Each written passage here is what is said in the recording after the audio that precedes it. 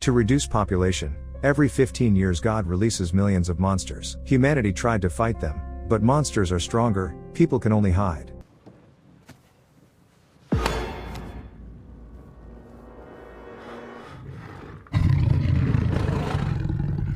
With a story about the so-called First Judgment Day.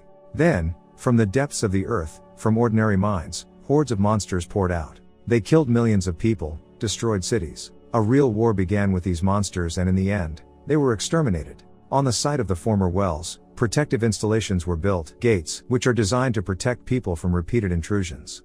15 years have passed. The world was able to recover a bit from the experience. One of those who were lucky enough to survive is Laura. She works at the school. She has a persistent but unsuccessful male friend, Milton, whom she periodically refuses dates. Most likely, the reason for this is resentment towards her ex-husband, Dave. He was not with Laura during the day of judgment, and she, pregnant, had to survive on her own. Dave and Laura have a son, 15-year-old Tyler. He disappears all day at the skate park with his friends and his girlfriend, Maddie. In his spare time, he plays computer games and is a bargaining chip in the difficult relationship between his father and mother, who broke up immediately after his birth. Meanwhile, the situation is heating up. An eclipse is approaching, and this is one of the heralds of a possible monster invasion. In addition, seismic activity has increased, protective dome personnel are conducting emergency checks, and there is very disturbing news in the news. Mass extinction of fish began everywhere. The same thing happened the day before the First Judgment Day. Migration is another alarming signal. Everything is repeating itself, as it was 15 years ago. Tyler is spending the weekend at his dad's when the phone rings. Dave gets a call from his old friend Ted. He is sure that the new Judgment Day will be tomorrow. He insists that Dave urgently take the family and come to his shelter before the eclipse. Meanwhile, the first monster appears under the protective dome, quietly sneaking up the stairs. At this time, Laura calls Dave. She has also seen the news and demands that Dave bring Tyler home. Milton has reserved a shelter, and she's sure it's the only thing that can save them. Dave reassures her that he is the father and Tyler is safe with him. Tyler receives a text, reads it, and quietly leaves the house while his father is talking. Laura is in a panic. Dave's house is not secure and he must bring Tyler to her immediately. Dave agrees. He goes to Tyler's room, but he's not there. Milton rushes Laura. The shelter is filling up, they need to hurry. She explains that she can't find Tyler. Milton uses his phone number to find him at the skate park.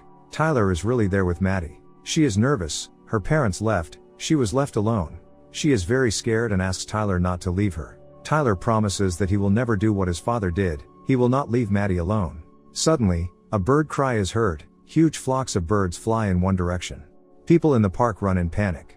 Everyone leaves town. Dave goes to the park to look for Tyler. He gets into a giant traffic jam and runs in search of his son, leaving the car behind. At this time, under the dome, the worker checks the instruments. There is a rustle, some strange sounds. A monster appears, it rushes and tears the worker apart. The soldiers standing nearby shoot at it, but to no avail, ordinary bullets do not harm it. Tyler and Maddie look on in horror at the reigning panic. Dave comes running as Tyler explains to his father that Maddie had nowhere to go and he couldn't leave her. Laura drives up with Milton and takes everyone to the shelter where the seats are booked. There is just over an hour left before the eclipse. There is complete chaos in the city, people are trying to escape, traffic jams are everywhere. Finally, they get to the shelter, but it is cordoned off by the military and only women and children are let in. Dave asks Tyler to take care of his mother and sends them to the shelter. He and Milton remain in the crowd. Tyler goes to the shelter but then runs to his father. Laura and Maddie rush after him. Tyler screams, "He is my father, I will not leave him." At this time, information appears on the scoreboard that the shelter is completely filled, there are no more places. Wasting no time, they run to the car. Dave offers to go to Ted's hideout in the desert, and Milton suggests hiding at the school, which is nearby and there is a basement. Another traffic jam, dozens of cars block the road. They get out of the car. An earthquake begins, and the solar disk is covered with a shadow. The eclipse has begun. Under the protective dome, the monsters make their way out. They're crowds, crawling, flying, they capture the city. Dave suggests leaving the city, it's much more dangerous here. He wants to drive himself, but Milton is outraged. This is his car and he knows how to save everyone. They have a fight with Dave, but then Milton is grabbed by a flying monster, soaring with him into the sky. Laura screams heart-rendingly, Dave stuffs her into the car, and they try to get out of this hell. They drive along the canal. Dave reassures the children, everything is fine, we will get out. The car is running out of gas. Dave wants to find a replacement for it. There are several cars ahead. Dave gets into one of the cars. An elderly man hid in the back seat. He glances at a huge bloody monster that looks like the skeleton of a bull. He is very close. The bull passes by the car without noticing them, and begins to chew on the lying body. Dave very quietly rolls the car back to Laura and the kids. Now both cars are standing side by side, but they need to somehow get over to a new one.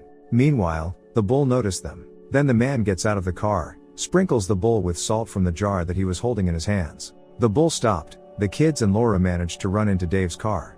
Then the bull rushes at the man and tears him to shreds. But Dave manages to drive away from there. Hordes of monsters flock to the city from all sides. Dave is driving down an abandoned road in the mountains. They drive up to Ted's hideout. It is really sound and looks like a concrete bunker. There are cameras on the roof, but no one reacts when they knock. The doors are closed. Ted is sitting behind the monitor. A gun is put to his neck. Someone is standing behind. Monsters run in a herd along the mountain. They rush straight to the shelter. Dave grabs a tire iron in an attempt to protect the family, but at the last moment, the doors of the bunker open and they run into it. Dave happily hugs Ted. Besides him, his wife Stella is in the bunker, and a military man is sitting in the corner. Ted introduces him as his acquaintance, Corporal Garrett Jensen.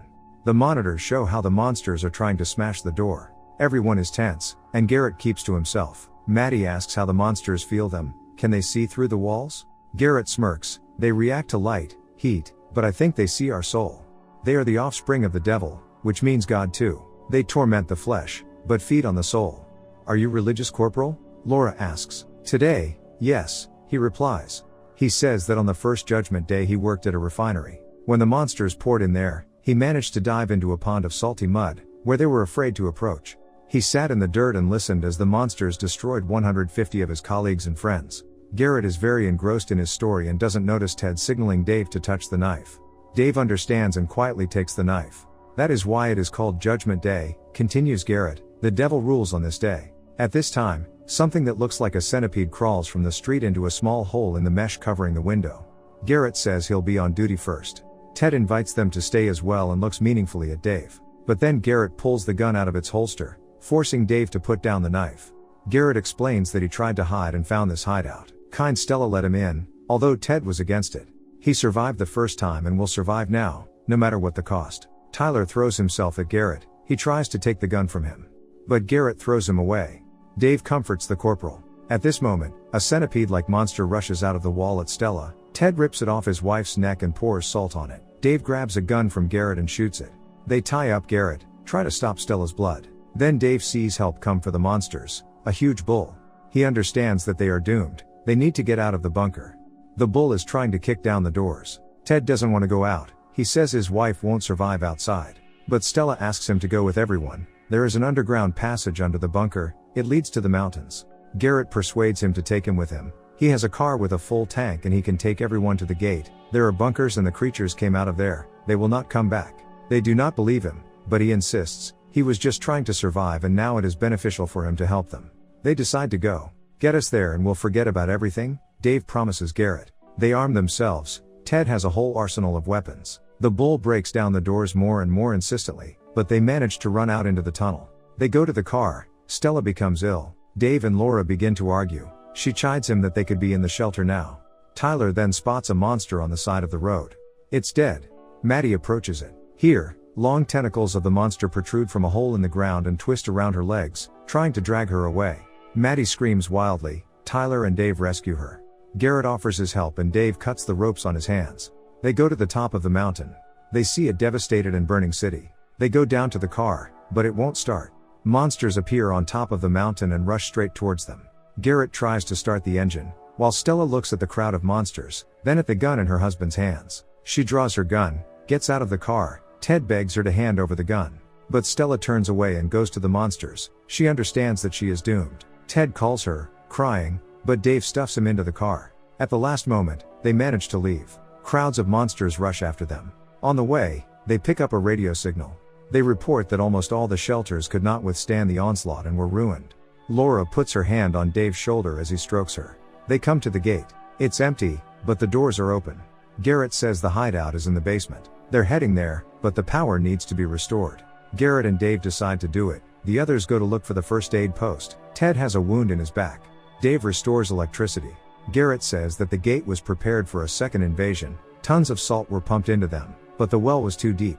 They go to the others and then they hear the roar of monsters and see a bloodied corpse. There are 2 hours left until the end of the eclipse. Garrett offers to hide in a chemical warehouse. There the doors are impenetrable. Suddenly, a monster attacks Garrett. Together with Dave they manage to deal with it, but the rest of the monsters run to the noise. Garrett quickly runs through a door and closes it behind him. He gives himself some kind of injection. His veins are swollen and black. Dave returns to his family and asks Tyler to keep his mother safe while he's away. He wants to level the playing field and funnel the salt water through the tank pipes to keep the monsters out. Laura kisses Dave and tells him to be careful. Dave makes his way through the ventilation, sees how the monster devours the prey. Dave needs to turn off the taps next to that chewing monster. He manages to open the faucet. Water is collected in containers. Dave climbs back, but the monster sensed it and rushed after him. Dave fights back, sprinkles it with salt and the monster crumbles to dust. Meanwhile, the others had already been hunted down and surrounded by monsters. Tyler shoots back. Then Dave's voice is heard from the loudspeaker. He asks to turn on the fire alarm. The monsters have surrounded them. They are getting closer. Ted tells Tyler, "Protect the family, son," and goes at the monsters with an axe. Several monsters pounce on him at once. Tyler shoots back. Bloodied Ted tries to fight back. Tyler runs out of ammo. He turns on the fire alarm. Jets of salt water hit from all sides. They fall on the monsters and they crumble into bloody dust, squealing in pain. They are saved, but Ted is dead. The eclipse ends. All monsters return through the gate back. Children with Laura run out to some area. Garrett is standing there with a gun. He shoots Tyler. "It's not our world anymore. He won't survive anyway. God has a day off," he says and aims again. Laura tries to cover her son with her body. Dave runs in and hits Garrett in the head with a fire extinguisher. Dave throws himself at Tyler and Laura. Here, a huge monster appears from below. It lunges at Garrett, who was closer to it, and slowly swallows him whole. They run into the medical unit, make a salty mixture in a cylinder. The monster is getting closer. It kicks down the doors, but Dave manages to throw a canister of concoction at him. It explodes, the monster roaring wildly and crumbling to ash. Laura hugs Dave. They don't believe they've been saved. Embracing, both couples go outside. The world is ravaged, but the monsters are gone.